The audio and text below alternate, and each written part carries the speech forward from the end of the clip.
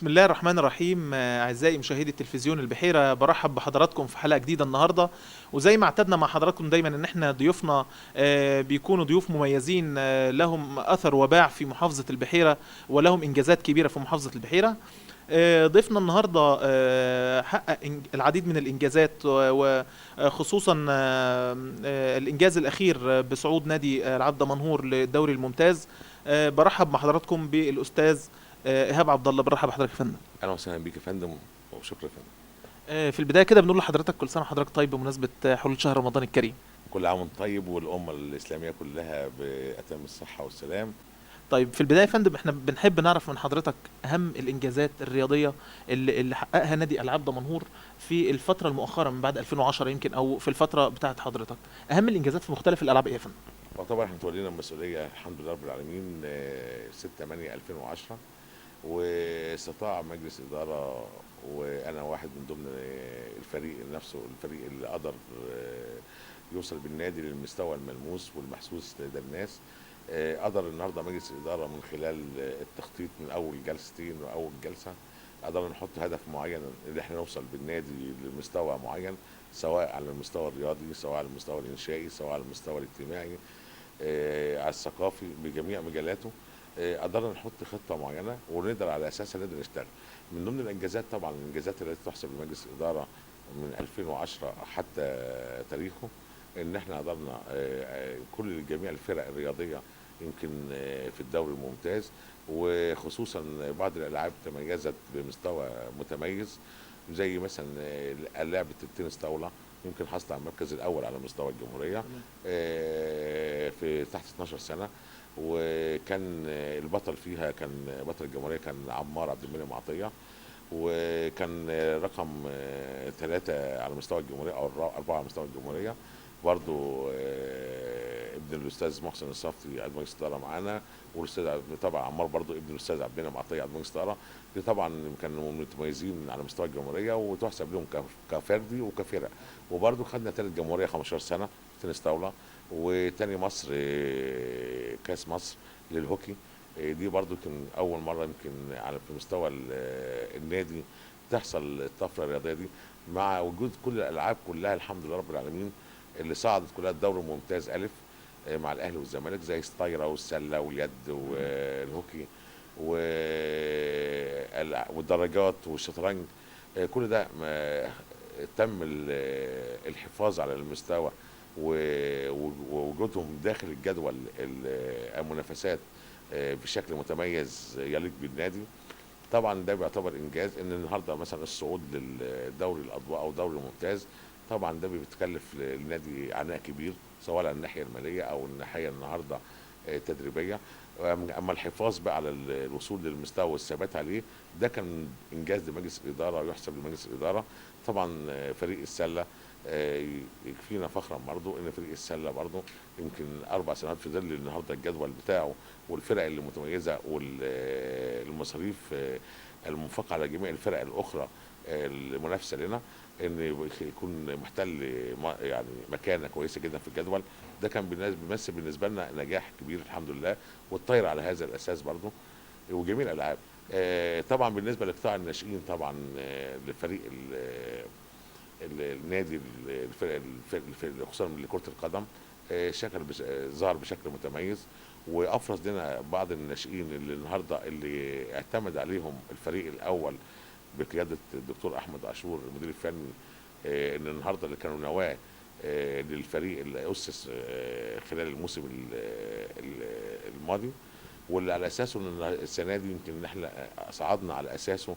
وده تحسب للمدير الفني وتحسب للجهاز الفني وتحسب النهارده برضه لقطاع الناشئين اللي هو قدر النهارده يفرز لعيبه، والاختيارات تمت عن طريق المدير الفني قدر من خلالها ان يقدر اعتماده يمكن على 70 او 80% من قوام الفريق من ابناء النادي او من قطاع الناشئين.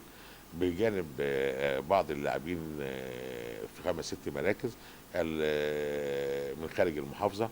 قدر ان هو يحقق الحلم البحراوي اللي بقالنا اكتر من 22 عام بننتظره، بامكانيات محدوده، امكانيات النادي.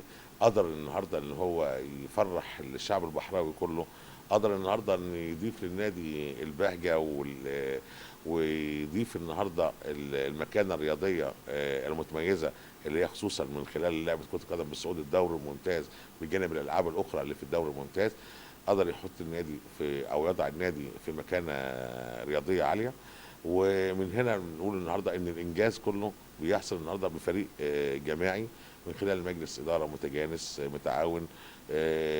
مجلس اداره النهارده نفى كلمه الانا، اعتمد كله على العمل الجماعي. عشان كده ربنا كان لله النجاح ويكون الصعود على ايد المجلس المحترم ده. طيب الاستاذ ايهاب عبد الله، طبعا يكون حضرتك رئيس مجلس اداره نادي العاب دمنهور، حضرتك بكل حياديه شايف، احنا عايزين نعرف الفرق ما قبل استاذ ايهاب عبد الله وما بعد استاذ ايهاب عبد الله كمجلس اداره، كانجازات مش رياضيه بس، بل اجتماعيه، وحتى في مجال المنشات اللي داخل النادي اللي احنا شايفينها واللي الناس كلها حاسه بيها. حضرتك بس تدينا الفرق بين قبل وبعد. طبعا 2000 انا كنت نائب رئيس مجلس الاداره في المجلس السابق من 2006 ل 2010، ورئيس النادي من 2010 ل 2000 لحد تاريخه. طبعا من 2006 ل 2010 يمكن الاعمال اللي احنا دخلنا النادي عليها سبب استلمنا النادي كانت سنه يعني 2010. ان النادي طبعا كان الميزانيه العموميه بتاعت النادي، قوامها اللي احنا استلمنا عليه للنادي، اللي كانت العمليه الماليه لنفس الدائره طبقا للميزانيه كانت 4 مليون و100 الف تقريبا. استطعنا ان احنا بعد اول سنه من تولينا المجلس نوصل بالميزانيه ل 8 مليون و200 الف. السنه الثانيه قدرنا نوصل بالميزانيه ل 12 مليون و300 الف. بعد 3 سنين الميزانيه دلوقتي اصبحت الميزانيه العموميه للنادي يعني خلال سنه ونص 21 مليون. وده رقم اول مره يحسب لمجلس اداره في ظل وجود ثورتين على مجلس الاداره. ثوره 25 يناير كانت موجوده، وثوره 30 6 طبعا من خلالها كان جميع الاستثمارات وجميع الدعم اللي كان بيجي لنا سواء من محافظ او من وزاره الرياضه طبعا كان منع تماما. استطاع مجلس الاداره بالتكاتف ان هو يقدر يعمل على موضوع تنميه الموارد من خلال النهارده الاعتماد على كل جانب من داخل النادي واستغلاله لكي يحافظ على الدخل او تنميه الموارد النهارده اللي يقدر بيه يواجه بيه اعبائه. مع العلم ان اما نيجي نقارن بين الميزانيه 2010 ساعه ما تولينا وحاليا دلوقتي، تلاقي النهارده النشاط الرياضي يمكن نصيبه كله من الدخل كله لا يتعدى 3 4 مليون. النشاط الاجتماعي كان يمكن لا يتعدى حوالي 500 الف. اما تيجي نعمل نسبه وتناسب الجانب الانشائي في النادي، جينا برضه عملنا مقارنه بينه وبين الميزانيه الحاليه من ساعه ما تولينا قبل المجلس السابق والمجلس الحالي. نلاقي مثلا الناحيه الانشائيه لا تتعدى ال 750 الف جنيه، في حين ان النهارده بنيجي نقول لحضرتك دلوقتي الفرق ايه بقى دلوقتي حاليا. ان النشاط الرياضي في النادي بما فيه كره القدم يمكن الفرق من 2 مليون او من 2 مليون 300 الف ولا 3 مليون. حاليا الفرق يمكن في يعني بين المجلس ده والمجلس السابق النشاط الرياضي يمكن تكلفته وصلت لحوالي 12 مليون جنيه. وده يحسب لمجلس الاداره ان طبعا في النهارده العاب داخل الدوري الممتاز، العاب النهارده نسبه وتناسب بالنسبه للعقود، بالنسبه للسفريات، بالنسبه لمستحقات اللاعبين، بالنسبه لمكافآت الفوز ان اللعيبه ان المكافآت الفوز يمكن جت بناء ان المستوى الرياضي تم فيه طفره فيه او رقي فيه او تم النهارده ان حصل انجاز رياضي على اساسه النهارده بيتم صرف المكافآت، بخلاف النهارده ان الوضع اللي كان سابق كنا الوضع نفسه كان ممكن النهارده الصعود الدوري الممتاز او البقاء بغض النظر عن المنافسه. بس حاليا بقول لحضرتك يمكن النادي ده حقق طفره كبيره وصف المستوى الرياضي. اذا جينا قارنا المستوى الاجتماعي من المجلس السابق هنلاقي المستوى الاجتماعي النهارده يمكن وصل طبقا للميزانيه العموميه يمكن دخلوا حوالي 4 مليون او 5 مليون للنشاط الاجتماعي، بخلاف في المجلس السابق كان 500 الف او بحد اقصى 450 الف جنيه. طبعا بخلاف ان طبعا ذلك وصل عن طريق مثلا في طبعا النشاط الاجتماعي عن طريق المصايف، عن طريق الرحلات الطويله، عن طريق رحلات العمره اللي كانت نفذت في عهد المجلس الحالي، وكانت يمكن في المجلس السابق لم يتم عمل رحله عمره. يمكن نفذنا 4 رحلات عمره وكانت متميزه وكلها طيران، واستفاد منها اعضاء الجمعيه العموميه، استفاد منها المصايف للنادي، استفاد عدد كبير جدا من المصايف. رحلات الطويله زي شرم الشيخ والغردقه، وكان نسبه الدعم فيها من النادي يمكن وصل فيها، يمكن الدعم وصل فيها لاكثر من 15 20% من النادي. في حين ان النادي مثلا يمكن لما تيجي تحسب النهارده اشتراك العضو، بتلاقي اشتراك العضو السنوي كله لا يتعدى زوج وزوجه حوالي 120 جنيه، في حين ان بياخد دعم النهارده في رحله واحده يمكن يتعدى ال 200 جنيه او 250 جنيه. طبعا ده بتعتبر النهارده انجاز لمجلس اداره، ان بيقدر النهارده يفيد العضو، ويقدر النهارده العضو يستفيد من خلال الناحيه دي. نيجي بقى للناحيه الانشائيه بقى في النادي، ونقول الناحيه الانشائيه في النادي يمكن في المجلس السابق كانت قلت لحضرتك يمكن بلغت حوالي 700,000 جنيه، وهي كانت تتمثل في عمل الحديقه. الحديقه كانت موجوده بالفعل، بس حصل تطوير في الحديقه، وحصل تطوير بالنسبه لتغيير الرخام او البلاط الموجود، وبعض الانشاءات البسيطه يمكن تم احلاله تجديد حمام السباحه في عهد المجلس السابق برضه، ممكن على اساسه نتوقف حمام السباحه من 2007 حتى 2013 او 2012، يعني قعد حوالي اكثر من 5 6 سنين. طبعا المجلس يمكن النادي يمكن ادير منه، وخصوصا توقف نشاط زي نشاط السباحه اللي كان بيدخل دخل النادي. ناحيه اقامه الافراح كانت عليه، كانت تعتبر مورد رئيسي للنادي برضه من ضمن الافقاد. طبعا الكلام ده كله توقف طبعا. فطبعا جه المجلس الحالي حاليا دلوقتي يمكن احنا قدرنا اللي احنا نغطي الناحيه الانشائيه خصوصا حمام السباحه، وان يتم افتتاح حمام السباحه والوصول ليه بالشكل اللائق اللي يتناسب مع اعضاء الجمعيه العموميه، ومن خلاله رجوع لعبه السباحه. ويمكن خلال الشهر ده يمكن بس مدارس السباحه عامله دخل لوحده يمكن حوالي 250 الف جنيه، واستفاده منه مستفيد منه اكثر من 1000 عضو من اعضاء الجمعيه العموميه. طبعا نشاط ملموس لمجلس الاداره. نيجي على الناحيه الانشائيه، تم عمل الجيم، انشاء صاله للجيم خاصه بالاعضاء النادي، انشاء تطوير مسجد النادي سواء من ناحيه الارضيات والحوائط والكهرباء والمكيفات. تم تطوير وتحديث وانشاء مقر المكاتب الاداريه بالنادي، ودخول الحاسب الآلي لكل المكاتب الإدارية. تم تطوير وإنشاء قاعدة بيانات خاصة بأعضاء الجمعية العمومية في شؤون العضوية، يمكن بلغت تكلفتها أكثر من 400 ألف جنيه لوحدها. إنشاء وتحديث مكتبة النادي بالشكل الأمثل، وسيادتك يمكن أنت صورت حتى وشفت المنظر بتاعها، صورة مشرفة لأعضاء الجمعية العمومية بشكل لائق إنساني، يعرف النهارده العضو النهارده يعرف يستفيد منه. مكتبة مطورة بكتب حديثة باساس حديث، شكل عام يعني يليق بنادي دمنهور. تم احلال وتجديد التراث العلوي اللي كان تم في عصر المجلس السابق انشاء عمل بعض الاحلال والتجديد ده بعمل التراث، ان خلى التراث يمكن تم توسعته بعرض 6 متر، بفتح اماكن جلوس للاعضاء، بانشاء تحتيه النشاط الرياضي، احلال وتجديد اول مره في تاريخ النادي، احلال وتجديد نشاط رياضي، وعمل غرف خلع ملابس للاعبين بتكلفه بلغت اكثر من 400 الف جنيه او 350 الف جنيه. طبعا كان اي فريق كان بيجي النادي ما كانش فيه اي غرف خلع ملابس للفريق الضيف، بالعكس يمكن دلوقتي حاليا تم انشاء اكثر من 6 وحدات خلع ملابس تحت يمكن النشاط الرياضي. تم انشاء غرفه خاصه بالحكام واللاعبين الفريق المضيف. تم انشاء ما يقرب من قسم خاص بصاله التنس الطاوله، تم تحديثه وجعل الصاله بمكيفه تتناسب مع طبيعه المكان، وتتناسب النهارده مع الفريق الضيف المنافس، ان النهارده يظهر النهارده للاولاد النهارده بشكل لائق ويخلي النادي في مرتبته الطبيعيه. تم تحديث النهارده النادي كله بمكيفات تتناسب النهارده مع طبيعه الاعضاء وتوفير الجو المناسب لهم. انشاء القاعه العلويه بحمام السباحه ومطعم خاص بيهم، وكافتيريا يمكن على التراث الحديث جدا جدا جدا. عمل اكتر من 16 محل في سور النادي بدخل يمكن داخل اكتر من 6 مليون 7 مليون جنيه، بتكلفه بلغت حوالي اكتر من مليون و500 الف جنيه، وعائد عليها حوالي 7 مليون جنيه للنادي. تم التعاقد مع بنك الاهلي في سور النادي، وكان العائد من هذا البنك اكتر من مليون و600 الف جنيه. تم انشاء منافذ بيع داخل النادي باربع منافذ داخل النادي، تكلفه بلغت اكتر من 200 الف جنيه، وعائد منها اكتر من 600 الف جنيه او 700 الف جنيه للنادي.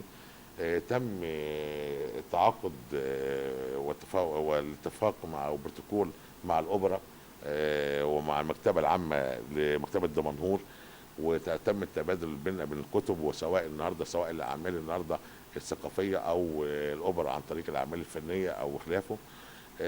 تم التعاقد مع بعض الشركات والمستشفيات الخاصه الخدميه لخدمه اعضاء الجمعيه العموميه، على اساس النهارده ان العضو النهارده من خلالها ممكن النهارده التعاقد من خلالها سواء النهارده بنسب تتراوح من 20 ل 15% خصم لعضو النادي. فدي دي بالنسبه للناحيه الانشائيه. اما نيجي بقى نقول النهارده الناحيه المهمه اللي كانت ما حدش بيتكلم فيها هي ناحيه الضرائب اللي على النادي.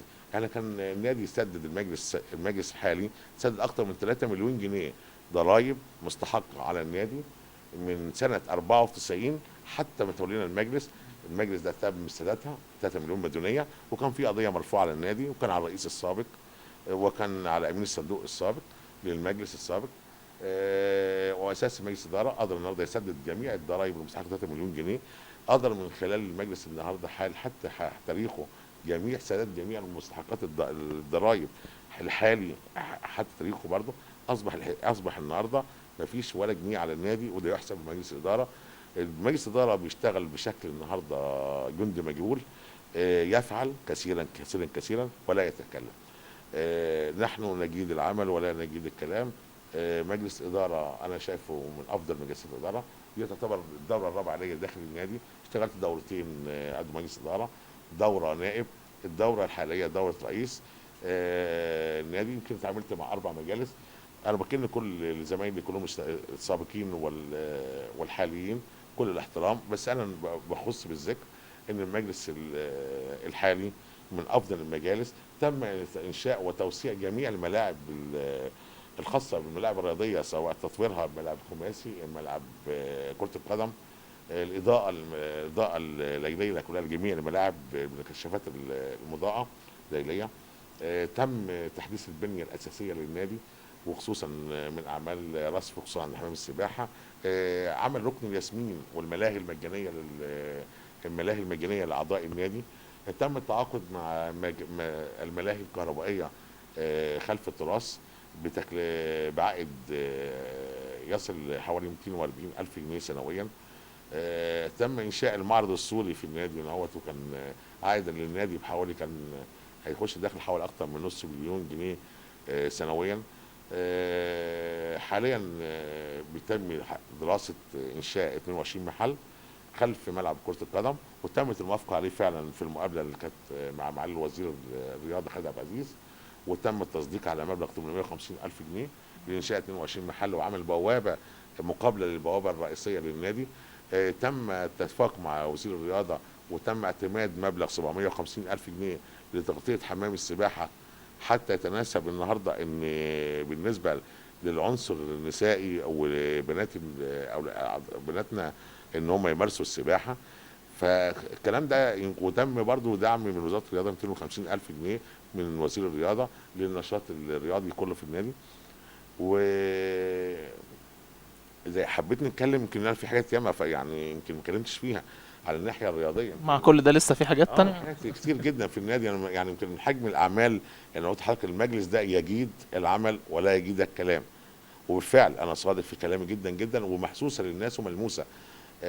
يمكن اذا اتكلمت مع حضرتك النهارده على تطوير قاعه وجيه اباظه، قاعه الافراح اكثر من 3 مرات، تغيير الديكورات وتغيير الارضيات وتغيير الترابيزات والكراسي والحاجات الخاصه بقاعه وجيه اباظه 3 مرات. يمكن 3 مرات تكلفه بلغت اكثر من 180 الف جنيه كل مره، يمكن في الثلاث مرات على مدار ال3 سنوات دول.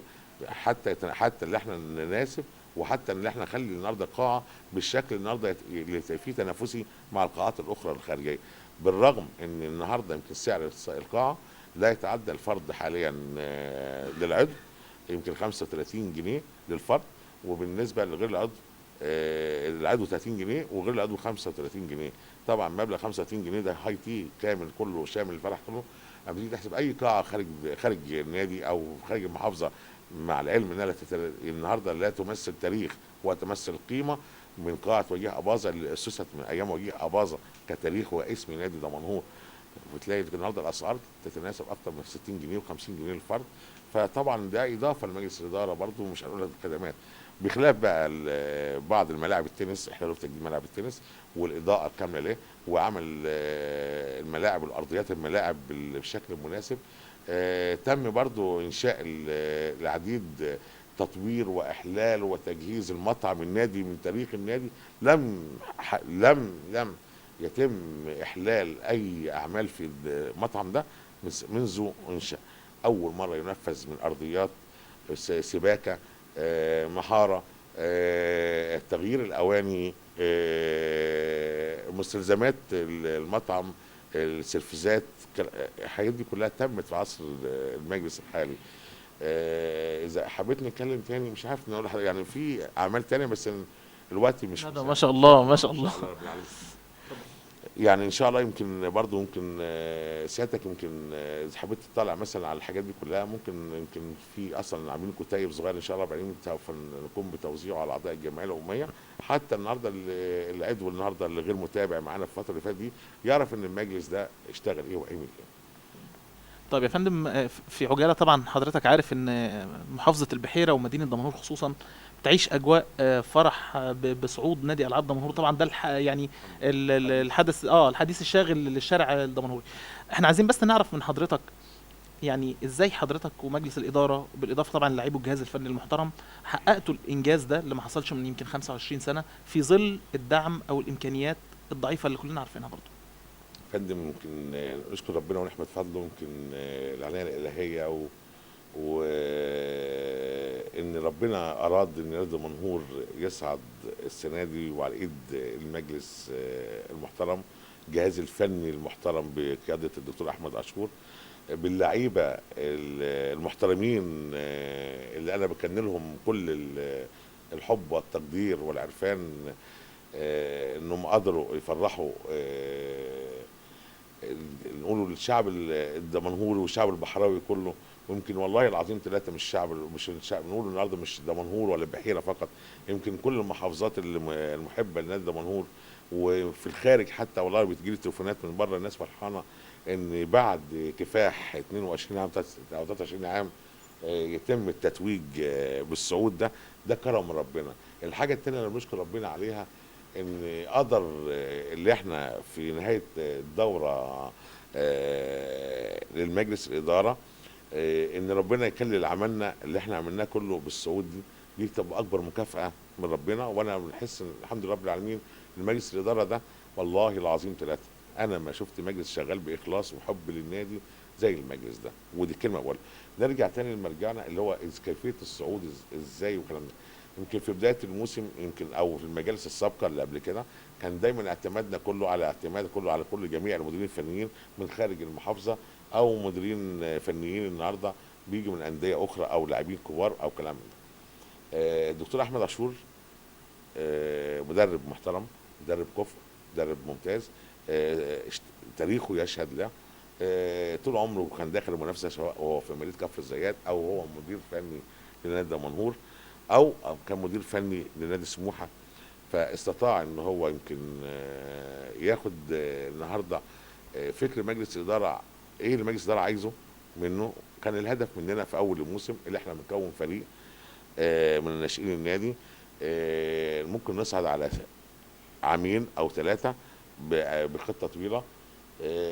وده كان اتفاق مع الدكتور احمد عاشور والراجل قبل على هذا الاتفاق اللي هو بيكون فريق يكون من ابناء دمنهور. اللي انا طبعا واثق ومجلس الاداره واثق تماما ان الصعود لابد النهارده يكون من داخل البلد اللعيبه ويكون قوامهم ما يقلش عن 70% او 80% عشان نقدر نقول النهارده الصعود. فبالتالي اشتغلنا على هذه الفتره واشتغلنا على هذا الاساس، واختار الدكتور احمد عاشور بدا يختار من قطاع الناشئين بعض العناصر اللي هو يعني متوسم فيهم ان شاء الله يكون هم دوت رجال الفتره المقبله.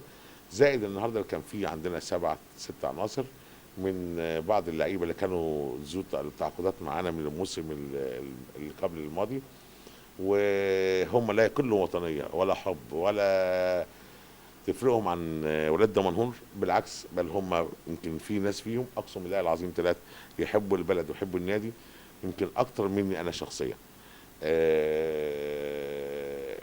الحب اتوجد والامل كان معمول على اساس النهارده بنبني فريق مبني على الحب، مبني النهارده على انكار الذات. ده اللي جعل النهارده ان الولاد النهارده المرحله اللي احنا حاطينها من سنتين ان هم يقدروا النهارده يتفوق على نفسه، واللي يقدر النهارده يحط نفسه بتحسين النتائج ان ده يدخل دوره الترقي دي كانت بالنسبه لنا كان انجاز مجلس اداره ان نوصل لدوره الترقي بمجموعه ناشئين بمجموعه امكانيات معينه بسيطه، رغم ان النهارده كان كل النقد كان شغال على مجلس اداره بطريقه مستمره. ازاي تعتمدوا على قطاع ناشئين، ازاي النهارده نادي دمنهور النهارده مش زي الفرق الثانيه، ازاي ما يجيبش لعيبه على مستوى عالي، كلام من ده اتحمل النقد مجلس اداره. المدير الفني اتحمل النقد جامد جدا جدا وتهاجمنا مهاجمه شرسه جدا في اول الموسم. مفيش حد واقف مع نادي دمنهور. كل الناس كلها كان ولا مش عايز نذكر، مش عايز نخوض في حته عشان الحته دي يمكن كانت عامله مشكله بالنسبه لي انا شخصيا. ان النهارده يعني اما بنبني فريق اصيل كل الناس تبقى متكاتفه النهارده لبناء فريق، اما كل الناس كانت مستعجله وكان نفسها النهارده ان دمنهور تصعد او دمنهور النهارده تبان بشكل افضل بلعيبه متميزه. بالعكس المشكله كلها اذا وجدت اللعيبه المتميزه او بعض اللعيبه الكبيره بدون الدافع وبدون الحب للبلد، المحصله هتبقى برضه مش هتوصل اللي انت عايزه. اما الدكتور احمد عاشور اوجد الامل، وخصوصا بعد اعتماده النهارده قطاع الناشئين حياه في قطاع الناشئين عندي، اعطى امل للاولاد. ان كان عندي بعض اللعيبه في قطاع الناشئين كان بكل سنه يجي اللعيب من ده عايز يستغنى وعايز يطلع لنادي تاني، وفعلا بالفعل يمكن عندنا احمد الصافي في حرس الحدود ابن النادي، سيد عبد العليم من حرس الحدود وابن النادي، وكان في بعض اللعيبه طلعوا من يعني كلهم بيطلعوا على الفرق الثانيه. ان اصلا كان كل اعتماد المدربين السابقين كان دايما اعتماده على اللعيبه اللي جايه من الخارج، اللعيبه اللي جايه مثلا من بره المحافظه ما بيبصش لقطاع الناشئين. فطبعا كان قطاع الناشئين كان مهمل في الفتره دي لان طبعا الولد بيلعب بدون امل. اما الدكتور احمد عاشور وجد الامل للاولاد، وجد الامل النهارده للمدربين اللي تحت اللي يقدر النهارده يفرز النهارده لعيبه متميزه يخليهم النهارده يقدر يستغلهم في الفتره المقبله. الحمد لله بدانا الموسم واللعيبه اجتهدت، بقت تبان بالشكل النهارده. طبعا اول مره تلعب دوري كانت في اول الدور الاول ما كانش بالمستوى المطلوب، بدا الدور الثاني ياخدوا خبره، بدا ياخدوا تعليماتهم من المدير الفني، بداوا الحمد لله الامور بدات تتظبط، بدات نخش دوري ترقي الحمد لله رب العالمين بصوره مشرفه للنادي العرب دمنهور. بدا التجمع، اما بدا الفريق قلت للولاد والكلام ده قلت كذا محاضره معاهم، قلت له خدوا بالكم الناس هتحترمكم والناس النهارده هتلف حواليكم بنتائج وموقعكم في الجدول. وبالفعل اما بقى موقعهم في الجدول وبدا يخش النتائج كله بدا يلف وبدا يجي حوالين نادي دمنهور.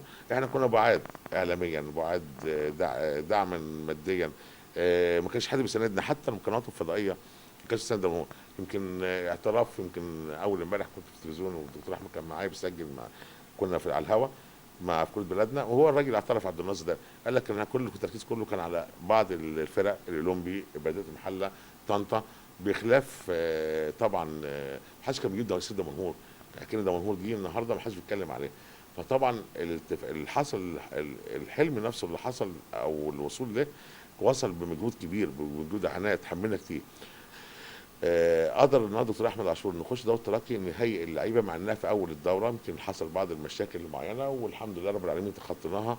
وكان بعض الناس اللي كانت برضو يمكن بتحارب النادي من بعض جهات معينه، الولاد ما قدروش يعني يصيغوا لهم، بالعكس بل الاولاد قدروا النهارده يركزوا في الهدف بتاعهم، وان هم قالوا احنا بنحب نادي دمنهور ولازم نعمل النهارده مفاجاه، ولازم النهارده نعمل اللي علينا وان شاء الله ربنا هيكرمنا ويخلي تعبنا. بداوا يلتفوا الولاد طبعا حطوا الهدف قدامهم، دخلنا دوره ترقي الحمد لله ربنا اكرمنا. مفيش الفريق لم يهزم ولا مباراه. فريق يمكن فاز 3 مباريات، اتعادل مباراتين، ولم يهزم في ولا مباراه.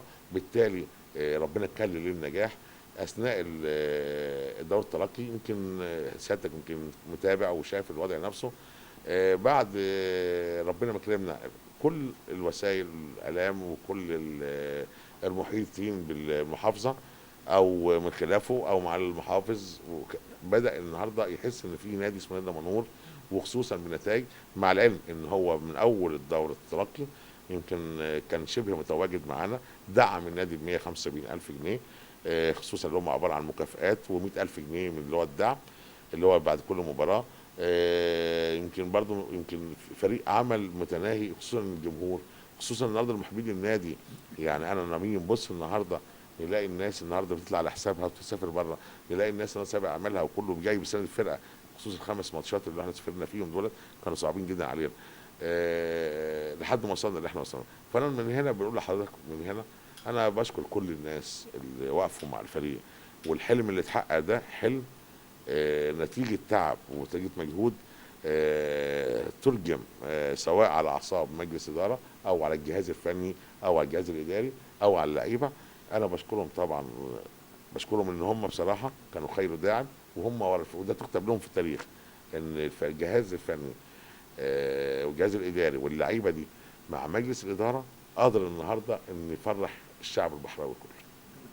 طيب يا فندم، برضو كنت عايز اكلم حضرتك في نقطة ان دور المحافظة فيما بعد تأهل فريق نادي ألعاب دمنهور للدوري الممتاز، هل طلعوا للاعبين والجهاز الفني مثلا، هل كان في مكافآت، هل بدأوا يدعموهم او يشجعوهم عشان يواصلوا المسيرة بتاعتهم، ولا الموضوع كان ماشي ازاي؟ هو طبعا فندم يمكن الصعود ده يمكن في اي فرقه من الفرق ده بتكلف ملايين. انت النهارده بتيجي تتكلم النهارده على الصعود دوري ممتاز، يمكن احنا معانا الاولمبي على سبيل المثال وديه المحله وخلافه وطنطا، يمكن كل فرقه من الفرق دفعت 7 مليون وما صعدتش. احنا النهارده يعني بننحت في الصخر. اه انت النهارده عايز صعود، الحمد لله ربنا كرمك طلع صعدت. المكافاه النهارده كيف بيع الولاد ما تقلش حتى اقل حاجه. يوم ما نقول النهارده هطلع النهارده او اضع نادي دمنهور النهارده كمكافاه الصعود، اقل حاجه حتى خليها نسبه تناسب، خليها حتى مش 10% 20% من الفرق الثانيه سلفتهم. يعني ده اقل حاجه، يوم ما مش هنقول لك 2 مليون ولا 3 مليون، لا بقول لك يعني هي 10. لم تحدد بالفعل، يعني ما فيش مبلغ معين اتحدد؟ هو تم التحديد من خلال المعلم المحافظ في اللقاءات اللي كان اثناء دوره الترقي، في اللقاء اللي قاله هو طبعا حاليا يمكن احنا كل اللي خدنا منه 100,000 جنيه دعم للنادي، وخدنا منه ان هو مذكره تانية ان 25,000 جنيه عن كل مباراه، باستثناء مباراه اللي كانت بتاعه الاولمبي ان هو حدد فيها 50 في مكافاه مضاعفه، مكافاه مضاعفه، وصلت النادي يعني كل اللي خدناه منه 100,000 زائد 25,000 جنيه عن المباراه بتاعت كانت المباراه بتاعت سيرس الليان، و50,000 جنيه اللي هي مباراه بدايه المحله بتاعت الاولمبي 50,000 جنيه، وباقي ال 50,000 جنيه اللي هي بتاعت المباراه بتاعت الاخيره بتاعت كفر الشيخ. بخلاف النهارده هو كان اتكلم وقال لك هنزود ال 100,000 جنيه ل 350,000، ان هو وعد اساسا يدي للنادي 250,000 جنيه بخلاف المكافاه الخاصه بتاعت مباراه الاولمبي. طبعا مبلغ 300,000 جنيه انا عندي تعاقدات موجوده عندي في الفرقه والولاد عشان نبدا نطلع لهم مستحقاتهم. انا بديهم النهارده 10% لمكافاه الصعود، بخلاف النهارده جميع المكافآت اللي لم تصرف اللي هي كانت مثلا سواء هزيمه او تعادل والكلام ده تصرف بنسبه 100% طبقا للائحه. يعني انا عايز لي اقل حاجه عشان نديها للاولاد عشان نبدا النهارده نسوي الوضع بتاعي، مش هكلم 750,000 جنيه ده اقل حاجه. ازاي النهارده بتستلمني النهارده 250 بعد الكفاح ده كله؟ فطبعا انا النهارده نادي دمنهور قلنا قبل كده مش هتسوق، ونادي دمنهور النهارده في رجال اعمال، نادي دمنهور النهارده في محافظ النهارده داري بكل الامور ومتفاهم تماما طبيعه النادي وطبيعه النهارده المنظر اللي شفته. انا قلت قبل كده ان نادي دمنهور عامل ثوره ثالثه، عامل ثوره ثالثه النهارده ثوره رياضيه. المنظر اللي نزل فيه والناس اللي عشان يقعدوا لحد الساعه 3 بالليل والساعه 4 بالليل و4 الصبح عشان يستنوا الفريق النهارده وهو جاي النهارده، ده منظر النهارده حضرتك ما شفتوش على 30 6 ساعه الثوره. فانا النهارده بطلب من معلم المحافظ النهارده بص نادي دمنهور ان دمنهور النهارده بتلعب من خلال دوري ممتاز، صعود دوري ممتاز، لازم النهارده اللعيبه تاخد حقوقها، لازم اللعيب النهارده يحس النهارده ان المحافظ واقف النهارده بجنبه مقدره. الناحيه التقديريه سواء ماديه او معنويه دي مهمه جدا جدا. وانا بعد ساعات النهارده اما يكون التقدير المعنوي عالي والتقدير المادي اقل، ما لا يمثل شيء. لابد ان يكون التقدير النهارده سواء معنوي او مادي يكون متناسب مع بعض. فانا النهارده بطلب منه النهارده يعملنا زي اي محافظ من المحافظات الثانيه. حضرتك في مطروح يمكن الدعم النهارده بيدعم فريق من ضمن الفريق، ومحافظه مطروح انت عارف محافظه مطروح محافظه محدوده، نادي دمنهور اسم كبير جدا. انا بطلب منه النهارده ان يكون الدعم ما يقلش عن يعني باي صوره بيكون بالشكل المناسب النهارده يليق النهارده مع فريق نادي دمنهور في الدوري الممتاز. دي جزئيه. الجزئيه الثانيه المهمه، يمكن الفريق اتحمل العناء خصوصا اثناء دور الترقي، ان كل الفرق اللي كانت معانا في نفس المجموعه كانت عامله معسكر دائم 20 يوم في مصر. احنا كان فريق دمنهور كان بيسافر وبيروح قبل المباراه بيوم. جينا بعد كده لما بقينا ندخل في منافسه ولقيت الاولاد في جهد عالي عليهم واجهاد جامد عليهم، بدانا نروح قبلها بيومين. فطبعا كل ده مفيش حد النهارده يعني بيبص على النادي بطريقه النهارده اللي كان كله مستبعد الصعود. بس انا كان عندي امل، وبنك كان عنده امل في ربنا رقم واحد، وفي المدير الفني واللعيبه، وكان عندنا امل ان احنا النهارده لابد نحقق النهارده المعجزه اللي حصلت بمجهودنا وبحبنا للنادي وحبنا للبلد. فانا برجوه من خلال حضرتك النهارده ان نادي دمنهور يتحط على الطريق السليم ويتقيم ماليا ويتقدم ماديا تتناسب مع قيمه النادي وقيمه الحدث اللي حصل. ده صعود الدوري الممتاز لازم تدفع فيه ملايين ملايين ملايين. احنا في اخر لقائنا بحب اوجه لحضرتك بس سؤال اخير كده، هو ممكن يكون سؤال شخصي شويه. احنا يعني عرفنا من مصادر خارجيه ان حضرتك بتفكر تخوض العمل السياسي ومن خلال ترشح حضرتك للانتخابات البرلمانيه القادمه. هل الخبر ده صحيح يا فندم ولا تحب تقول ايه فيه؟ ان شاء الله هو صحيح بالفعل، وان شاء الله اللي فيه الخير ربنا يقدمه. وان شاء الله يعني بعد التقديم هيبدا ان شاء الله العمل ان شاء الله. وانا بالفعل انت يعني استخرت ربنا وان شاء الله يعني ناوي على الترشح ان شاء الله مجلس الشعب ان شاء الله. نهايه لقائنا بنشكر حضرتك شكرا جزيلا يا فندم. شكرا يا فندم، وشاكر حضرتك وشاكر للجهاز كله والمجموعه كلها يا رب العالمين. شكرا يا فندم. في نهاية لقائنا النهارده بنحب نتوجه بالشكر للسيد الأستاذ إيهاب عبد الله رئيس مجلس إدارة نادي ألعاب دمنهور ولمجلس الإدارة بالكامل، وبنحييهم طبعا على الإنجاز اللي عملوه بتأهل نادي ألعاب دمنهور للدوري الممتاز الموسم القادم. والسلام عليكم ورحمة الله وبركاته.